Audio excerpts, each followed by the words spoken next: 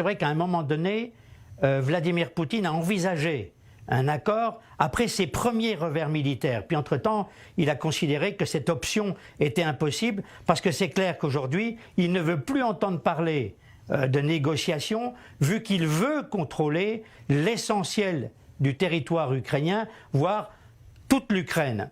Alors je vous l'ai dit maintes fois, la paix n'est pas pour demain. Pourquoi? Parce que les Américains ont déclaré la guerre à la Russie par Ukraine interposée pour l'affaiblir, ainsi qu'un Vladimir Poutine dont on dit de plus en plus qu'il est malade. C'est vrai que les Américains ont investi pour 4 milliards de dollars d'armements sophistiqués durant ces 2 derniers mois. Ils sont en première ligne, en effet, de la mobilisation occidentale face à la Russie, au niveau des sanctions, au niveau de l'aide militaire dont je viens de parler à l'instant, tout en ne voulant toujours pas apparaître comme partie prenante dans le conflit. Pourtant, c'est une première, les États-Unis avouent leur dessein.